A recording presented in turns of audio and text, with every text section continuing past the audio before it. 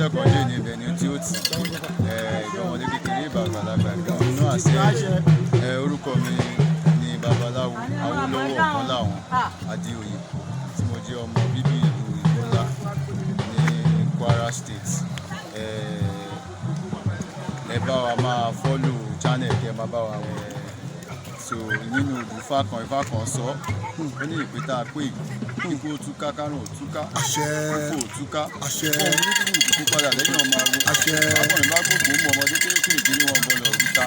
adébáfú sọ̀nà bí ẹlẹ́wù bàbà eléyìí tí kò gbogbo ara lójú sí sọ̀nà bí ẹlẹ́wù bàbà ìfá ojú tó ṣíwò wá kó bọ́ ìṣòwò ìṣòwò ẹ̀fá kan ti sọ nínú odù mímọ́ ẹ̀ ó ní gbogbo ayé ni ò fẹ́ràn mi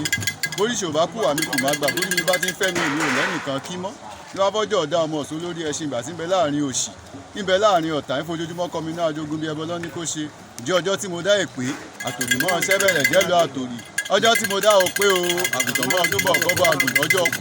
ọjọ́ àrùn ọjọ́ òfò àṣírí àlè ìbáta dákò pélé ní báyìí ọjọ́ orí owó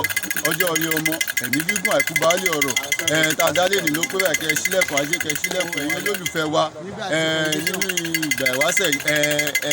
àjọ àyàn àgbà o ìyá yóò ní ṣe déédéé ní ṣe láṣẹ tì báyìí ọ̀rọ̀ yẹn á dijó ọ̀rọ̀ yẹn á dayọ̀ ní sunrun kú báyìí o torí Ifá kan ló sọ ó ní àsùnjí babaláwo ọjọ́ lójú bá bọ́jọ́ ọjọ́ tọ̀run bọ̀ wáyé